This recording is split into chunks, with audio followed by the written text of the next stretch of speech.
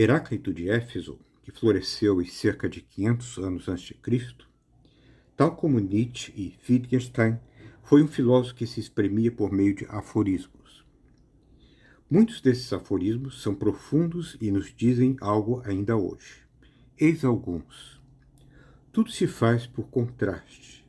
Da luta dos contrários nasce a mais bela harmonia, como a do arco e da lira. A harmonia invisível é mais forte do que a visível. O que está em cima é idêntico ao que está embaixo. A natureza ama ocultar-se. Jamais encontrarás os confins da alma, tão profundo é seu logos. Heráclito pertencia à nobreza efésia. Foi um pensador de índole aristocrática, misantropo, melancólico, mas profundo e poético. Expressava-se por meio de aforismos oraculares. Seus dísticos eram intencionalmente obscuros, de modo a não ser falsamente compreendido por mentes superficiais.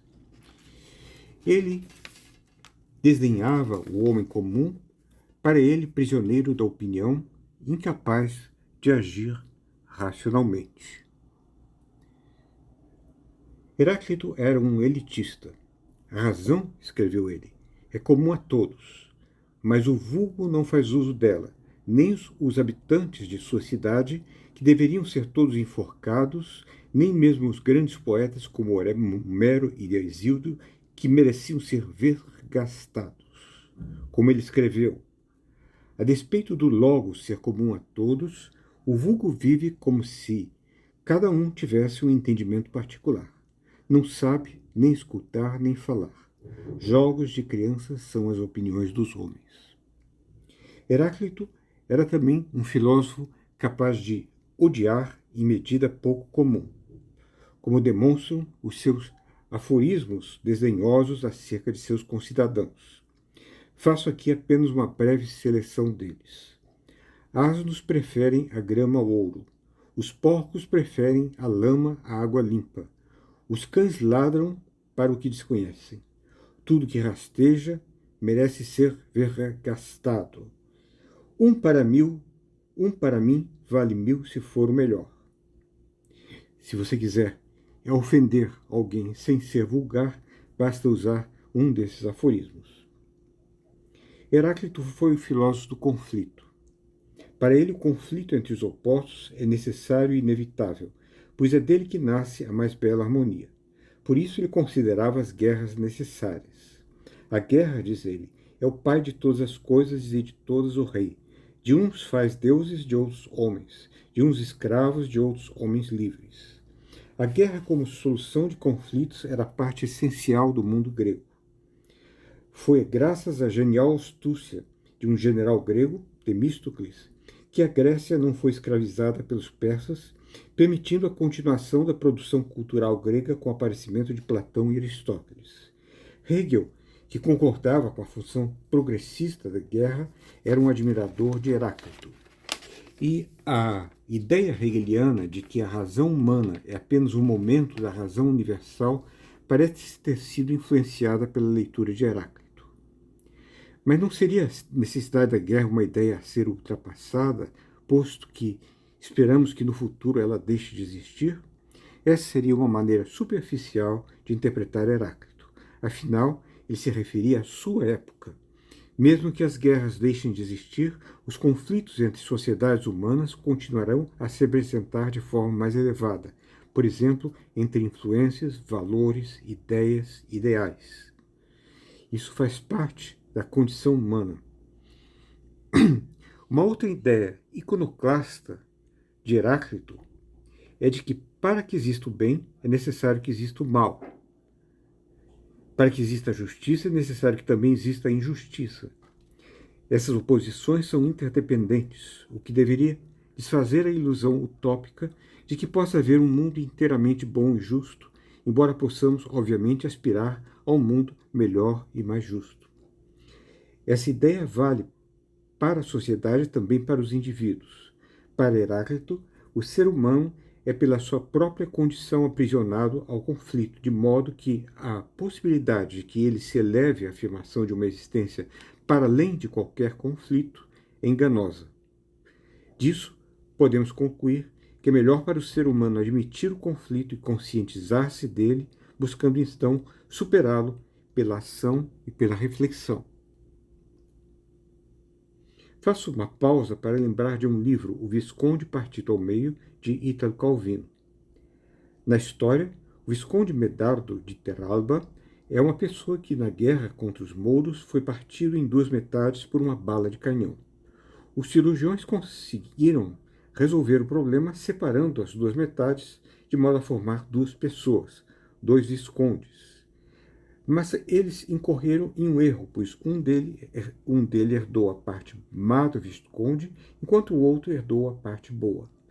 Aquele que herdou a parte má se transformou em um psicopata que se divertia em destruir tudo que fosse vivo, belo ou bom. Já o que herdou a parte boa era bom demais. Era ingênuo e esquecia-se de si mesmo. Sua namorada logo se cansou dele por considerá-lo tedioso. A história termina quando as duas metades se reencontram e entram em duelo. Curiosamente, durante a luta, elas pareciam querer aproximar-se uma da outra. Feridos, eles caem outra vez nas mãos de um cirurgião competente que reúne as duas partes e faz reviver o Visconde original. Sem grande surpresa, esse novo Visconde passa a ser uma pessoa que age corretamente na justa medida, ciente outra vez dos extremos volitivos do bem e do mal, que precisa manter sob a vigilância e controle da razão, que, como dirá Heráclito, é o que harmoniza os extremos. Para Heráclito, o principal elemento é o fogo, no qual todos os outros se desfazem. Segundo ele, esse mundo sempre foi, é agora e sempre será o sempre vivente fogo, com medidas certas de seu acender e medidas certas de seu apagar. A escolha do fogo decorre da ênfase no conflito, posto que para ele, sem o conflito, o mundo se desfaria em nada. Heráclito não foi só o filósofo do conflito, mas também o filósofo do movimento, da mudança. Como fogo, tudo se encontra em movimento, embora sob domínio de medidas ocultas determinadas por leis. Também a vida é tensão, movimento, conflito incessante. Como ele diz, tu não podes atravessar duas vezes o mesmo rio, pois novas águas correm sempre por ele. Mas não entende Heráclito quem acredita que ele queria reduzir tudo ao movimento e ao conflito desordenado. Pois, sob conflito de opostos, ele acreditava em uma ordem oculta da natureza, imposta pelas leis da razão. O Logos, inalcançável, ou alcançável apenas através do pensamento. Para ele, é a razão que secretamente domina o mundo. Embora ele fosse uma espécie de panteísta que acreditava que Deus se encontra em todas as coisas, para ele, esse Deus, o Uno, era a própria razão que revela a identidade na diferença, a unidade no todo e a medida certa de cada coisa. Mas, embora essa razão seja comum a todos, muito poucos fazem uso dela. O fundamento último da filosofia de Heráclito não se encontra, portanto, no movimento, nem no conflito dos opostos, mas na ideia da unidade oculta do todo, na ideia de que a razão, o logos que subjaz ao conflito, a sua arquê, é capaz de unificar os opostos e dar-lhes proporção e medida. Sob a perspectiva do Deus, ou razão, ou logos, todas as tensões são reconciliadas e as diferenças harmonizadas.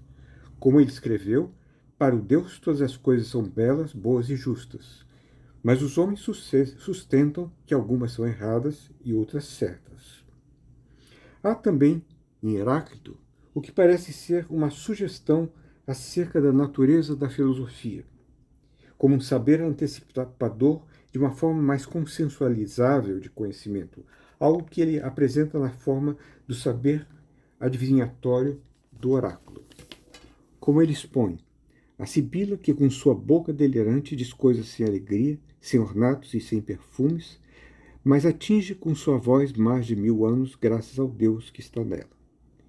Esse juízo de Heráclito sobre a Sibila é, na verdade, sobre a sua própria filosofia. Ele também se aplica ao que de melhor foi feito na história da filosofia.